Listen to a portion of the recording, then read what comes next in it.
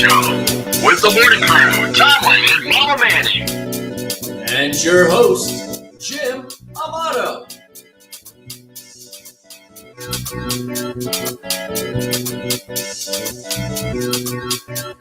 A B-Day.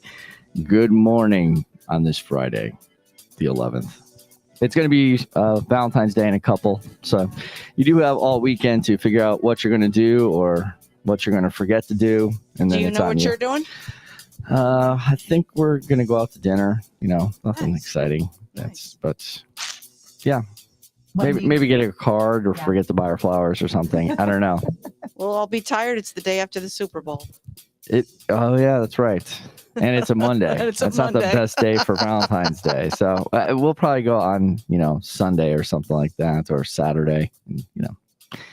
Happy birthday to Samantha Sosnovich, who's going to have her birthday on the Super Bowl. It is a super birthday.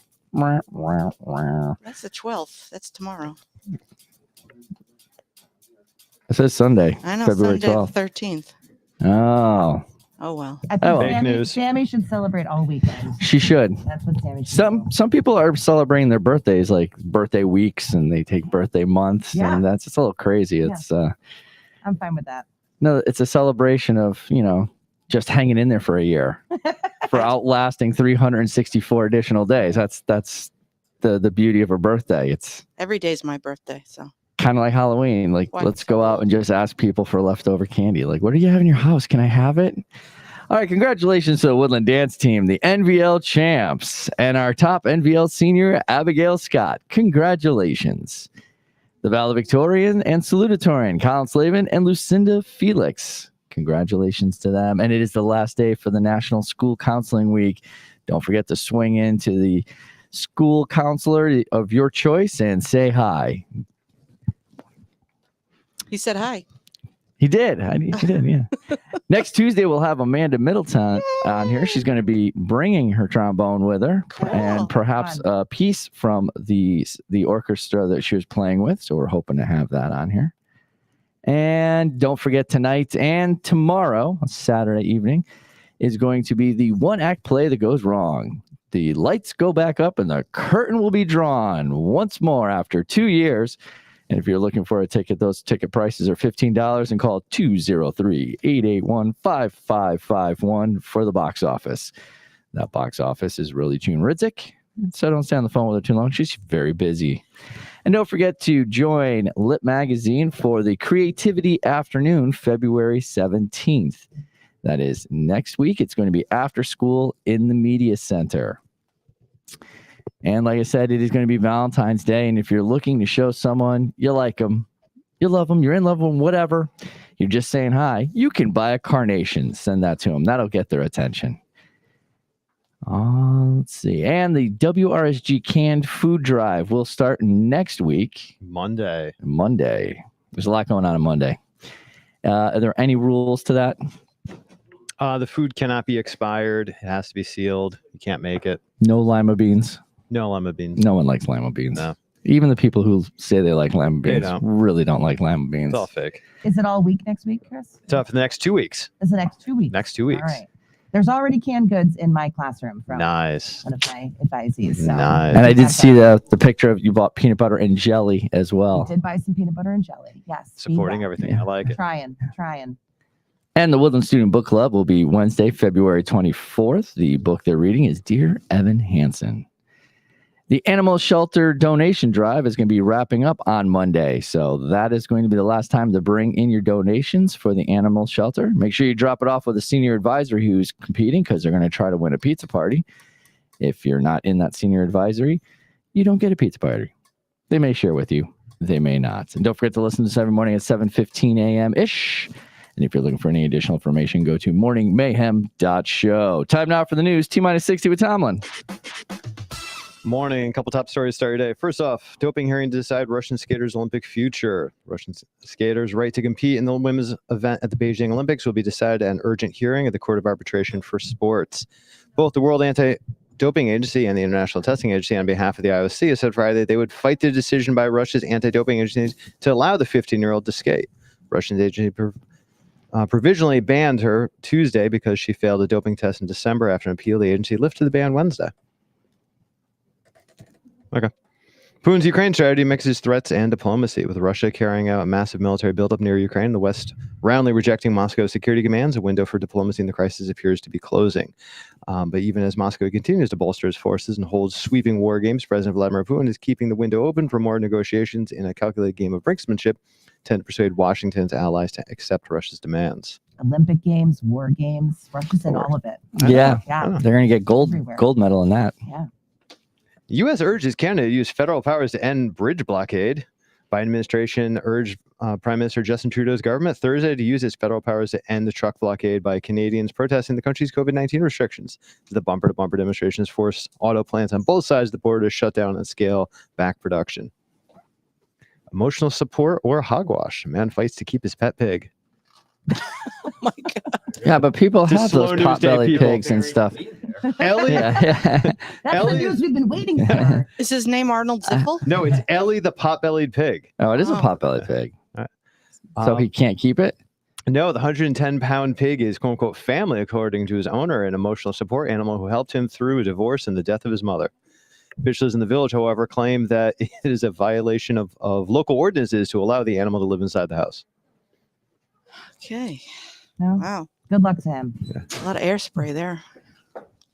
All right, and then the real news. Encanto is, according to a recently reported report from Disney, is set to launch an entire new Disney franchise, which can include not only additional movies, but a spin-off series. You had to see it coming, though. My That life is so Bruno dark. song. that Yeah. Bruno song. My life is so dark. I haven't even seen the video, and I know the Bruno song. Yeah, no. So that's what they're saying. Initially, this was considered a disappointment because it only made $100,000 or $100 million domestically, and it was considered a lukewarm, almost failure. But it has taken off in Disney Plus, with more Disney Plus subscriptions also going up since it hit the streaming platform. So they're seeing that perhaps it was more pandemic than actual quality. So now anticipate at least one spin-off and possibly a series or two. In a theme park, And I'm a new assuming. theme park. I was Yeah. gonna say that, yeah. I'm assuming a new theme park. And a new ride, and Yeah. There'll be everything Yeah. that's there. And there's your news. And that's the news. T-minus 60 with Tomlin. Over to the sports desk with Mama Manning. I hit both buttons at the same Yes, you time. My did. bad. Good morning. Good morning. Clumsy. We have two sports events today. We have boys basketball away at Oxford with a 4:30 start. We have girls basketball home with a 5:30 start. And tomorrow we have our indoor track state tournament. So good luck, all athletes. All right. That's it. That's it for today, buddy. No, nothing on the Super Bowl that's happening? No, All right. No. I guess the Giants Bengals aren't in it, so we just don't talk about it. we do not talk about it, but the Bengals aren't going to win. Oh, wow. That's a prediction. I know so. Okay. Oh, you do? Yeah. Wow. All right. And that's your sports with Mama Manning. This morning, our guests are from the One Region, One Book. Would we call it a club? A program? Yes. Yeah. A directive? One book program. Let's All call it a right. program. Yeah, it's great. Good morning, everyone. Good morning. So what is the One Region, One Book program? Let's get started there. So the One Region, One Book program is a district-wide reading initiative that tries to tie a love of literacy in with a whole bunch of other activities and related events. And this year, the book that we have selected was originally published as under the title Rocket Boys by Homer Hickam, but it was so successful and so wonderful that they made a movie about it. And now that book is published under the name October Sky, which is the same name as the film. With the same letters. With the same letter. It's an anagram. It's an anagram. Yes. Yeah. Love that. And it was published, actually, I don't even remember what year it was published, but it's been around for a while. And the reason that we decided to run with this book this year is because I had the fortune to meet the author this past summer at Space Camp. So Homer Hickam, it is a memoir. It's a true story. And Homer Hickam grew up in a coal mining town in West Virginia. He was a very curious kid, a very, very smart kid. And he was growing up at the time when Sputnik was launched. And there was all of this interest in space, right? In the space race in 1957. And Homer is going to school, hanging out with his friends, and really the only future that people expect of them is to continue working in the coal mining town. But the interest in space and seeing Sputnik circling above overhead and all the discussion about it really sparks an interest in these kids, and they want to learn how to build a rocket. And so it follows the story of these kids growing up. Homer Hickam goes on to become a NASA physicist, a rocket scientist. And so I was able to meet him this summer at Space Camp, and he read from his book. He was a delightful man. The book really got me. People were shocked I'd never seen the movie. And so then I came home, shared it with Mr. Geary. We both read the book and really loved it, loved its messages, loved its themes, and thought it was really timely given all of the interest in space travel, both the billionaire's hobby and the Artemis program, which is a NASA program, which is ultimately going to be getting us back to the moon to stay, right? Sort of creating a permanent settlement on the moon for the future. I'm going to buy some vacation time up there. Yeah, I know. Okay, save your money, buddy. But so that is why we have selected Rocket Boys, aka October Sky. With this program, we always try and find a book that also ties in with other interests, because the goal is to attract people that like to read, but also to attract people that maybe don't always read. So it always ties in. We've done books before that tied in with the Vietnam War. We've done books that tie in with movies when we did Hugo. Crucible, the year we did the Crucible, we did the play. We tied it in with the play that year. And it's a great memoir. You don't have to be interested in space to enjoy it. Yes. But what I enjoy about it is it's a celebration of intelligence and school and working hard and being smart. And your friendships and your loyalty and your family. It's a real wonderful coming of age story. Yeah, it's a coming of age story. And what I like too is the characters are always surprising. Like this kid grows up in an area that is coal mining and football. It's that's the area he lives in. Yet he finds his way.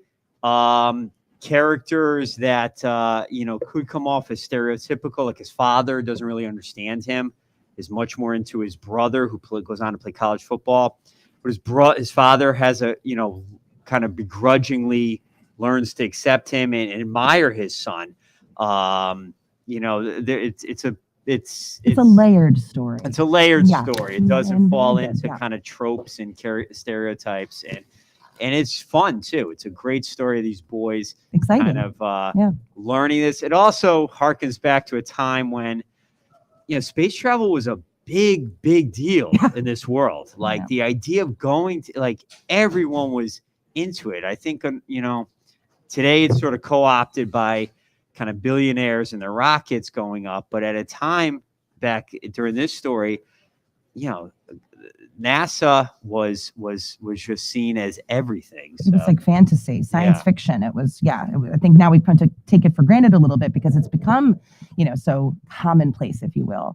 But back then, it was a real adventure that we were going on there. So we're excited. And part of our connection to bringing in other interests is we have been wonderfully supported by Mr. M, our resident nuclear physicist, if you will. Absolutely. Who is going to be running a rocketry workshop for us on March 1st, Tuesday, March 1st, after school. Mr. M, you want to talk a little bit about what you're going to be doing? Absolutely. Well, I've always enjoyed October Skies. I thought as a teacher, when you can take someone who has an interest and a passion of something, the teacher's job is to nurture that and get into the ability to actually go further into that. So I was always excited about the book, and I hear the bell ringing, so I'll rush through this. Take your time. Take your time. Okay, in the beginning. So, so the idea of introducing students of all different levels into rocketry to hopefully take the passion that they have in rockets and connect disciplines, which is always a passion I have. So I'm looking forward to the opportunity. I have a number of my students currently in physics are going to be helping the students construct rockets and launch them that day. So I'm looking forward to it. What are they going to be made out of? They're They're plastic. They're kits. They're actual model rockets. So we're going to be launching up. They go about 500 to 600 feet in the air. They return. They can be reused. So we'll talk about who gets them after. But that'll be a fun thing. So yeah, it's a construction period, learning a little bit about how rockets work, and then the idea of all science is the practical use of it, launching up and have some fun. I'm hoping that the students' rockets go further than the rocket went that I made at Space Camp this summer. I did not do a very good job building my rocket, but I feel that our students will be in expert hands with Mr. Mierzejewski. So we're really excited about it. Details are going to be coming soon. Ways to sign up. It is limited. The space is limited. We only have space for 24 students. It's teams of 2, so 2 students per rocket. Is there any age range? It's a 12 and up. So we have invited, I've spoken to Mr. Mayhem down at Long River. We have invited some 8th graders. Timing wise might be difficult for them because you have to get your own transportation here. But we're going to be putting out a poster, and we'll putting some links online. You can sign up, use the QR code, and it's really first come, first serve. And again, it's Tuesday, March 1st. After school. Mr. How long do you think it would last? How long should students plan to be here? I would say an hour and a half is a fair time. Okay, so plan anywhere from like 2:30 to 4:30ish. And if you have any questions, please come see me, Mr. M, Mr. Geary. And we're really excited. It's going to be a great way to launch the program. I've been waiting to get that pun in. So yeah, we're very excited. And Thank you to Mr. M. This is the first event. After this, then there is going to be a showing of the film, reading activities. So this is kind of the beginning of the celebration of this story and this book. Yeah, and just to reiterate, it is a community-wide read. So anybody from the community, it doesn't have to be students, it can be families. There are going to be paired texts available at the middle and elementary schools, everything from picture books to young adult novels that also tie into the themes, but that are more on the appropriate reading level for those kids too. So we really are encouraging everybody to get involved. We have books available. We can do a raffle. We're trying to figuring out how to distribute those books, but stay tuned for details. And let's go reading. Woo! All right. Well, I want to thank everybody from One Region, One Book coming in, giving us explanation, and everybody that's going to get involved making the rockets. Do we have a day when the rocket's going to be launched around here? It'll be March 1st. So March 1st. Yeah, we'll be making them and launching them the same All right. day. We're definitely be covering that, taking a look at that. No delayed gratification. Just like we're going to it's just going to be happening that day. There you go. That works. And on behalf of the show, thank you for listening. And don't forget, she's Mama Manning. He's Tomlin. I'm Amato. Good morning, Woodland. Thanks for listening to this episode of the Morning Mayhem podcast.